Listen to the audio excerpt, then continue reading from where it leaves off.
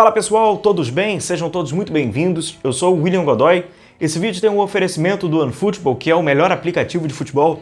Baixe já o OneFootball para você receber todas as notificações, estatísticas, assistir as ligas internacionais, campeonatos estaduais, minuto a minuto. Amanhã tem um jogaço, né, dia 20, entre Manchester City e o Tottenham. Você pode acompanhar no aplicativo do OneFootball. O link está na descrição desse vídeo. Você faz o download e receba aí tudo na palma da sua mão.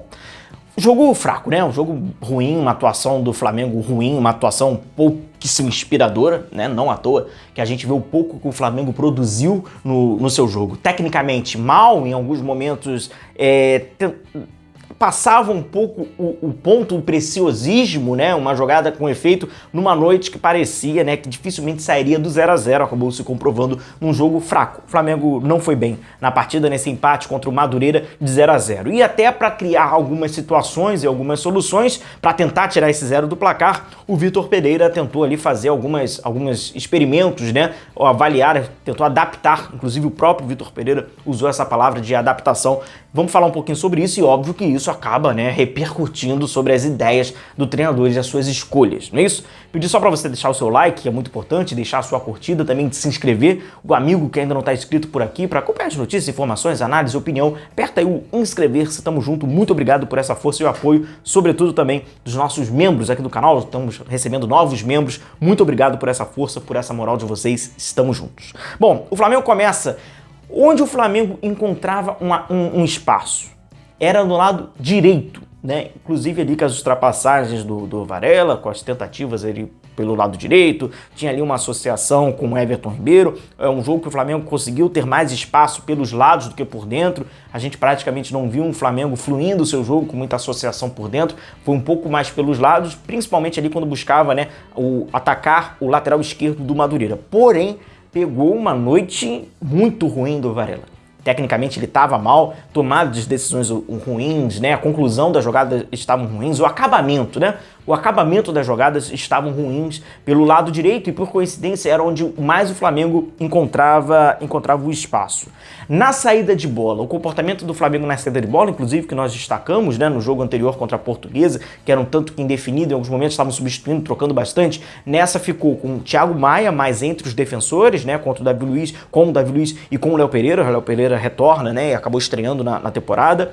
E o Thiago Maia mais entre eles e o Gerson um pouco mais à frente. E aí o Gerson ele acaba tendo uma importância capital no jogo, passando também muito pela atitude do Madureira de picotar e fazer muitas faltas. E o Gerson concentrava, né, a maioria das faltas, principalmente no primeiro tempo, quem recebia era o Gerson, né? Era então com o Thiago Maia entre os defensores. E por que o Gerson? Porque o Gerson realmente, você vê, né, nessa imagem, ele é o eixo, né, cara? Ele ali era mais ou menos o epicentro ali. Então o Madureira fazia muitas faltas neles, não permitia que ele girasse, não permitia com que ele desse progressão. Então o Flamengo era um time com pouca progressão. E quando tinha, era uma progressão muito lenta. Isso, obviamente, né, até corroborado com a lentidão que o Flamengo tava, com essa noite pouco inspiradora que eu falei, fica um time lento, fica um time muito vagaroso, né? E aí a gente vê o Madureira fazendo essa linha, né, com 5 jogadores, tentando povoar bastante ali o meio-campo, uma repetição, né, do comportamento que havia demonstrado, inclusive, na sua estreia contra o Vasco da Gama.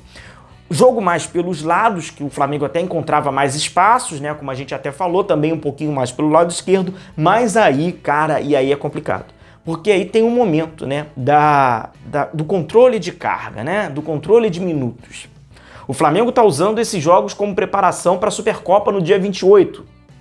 E vai tentar dar ritmo a esses jogadores, tentar, né, dar minutos a esses caras, entrosamento a esses caras, a essa nova ideia do Vitor Pereira, mas ao mesmo tempo tem que dosar a questão física. Sequência de jogos, né? Nessa questão uma viagem, apesar de curta, mas existe a viagem e tal. E aí precisa fazer algumas mexidas. Entre essas, inclusive o próprio Vitor Pereira falou depois na coletiva, óbvio que ele deveria de ser perguntado e foi perguntado sobre a opção do Marinho e tal, sobre a tirada do Pedro e tal.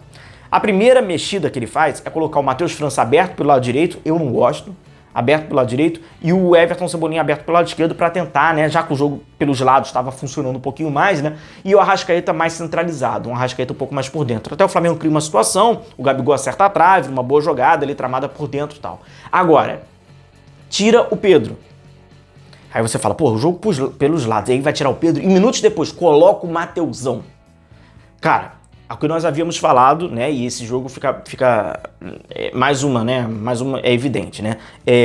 Durante a temporada, possivelmente veremos o Gabigol e o Pedro jogando juntos, e eventualmente um ou outro fora, por uma circunstância. Mas enfim, se precisar tirar um dos dois em algum momento da partida, ou por lesão, suspensão, etc., e o Flamengo ter que contar com o Mateusão, hoje é desesperador.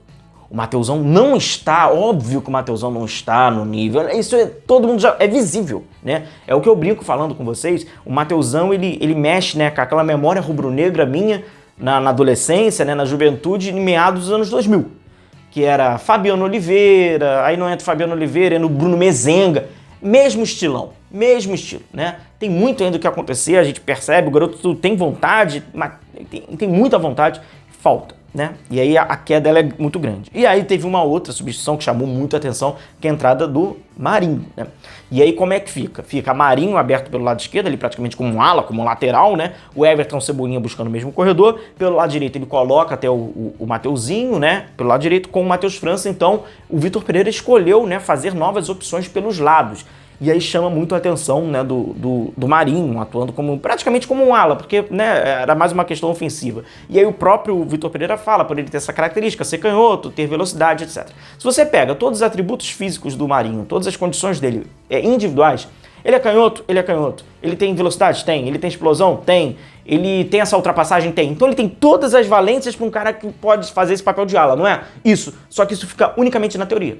Porque na prática é um cara que fica muito torto, ele só tem o tapa pro lado externo, né, pro lado esquerdo, e aí ele arreia a cabeça, faz o cruzamento, assim, não tem um caguete, fica claro. Agora, a opção, segundo o próprio Vitor Pereira, o que ele fala, acaba sendo uma opção pelos minutos, pela carga, né? Então o que ele fala até aqui, ó? Tiramos o Ayrton Lucas porque ele jogou os 90 minutos contra a Portuguesa, temos sempre que pensar na questão das lesões. Optamos por jogar com o Marinho aberto. Nesse momento, estamos adaptando pelo Felipe Luiz não estar.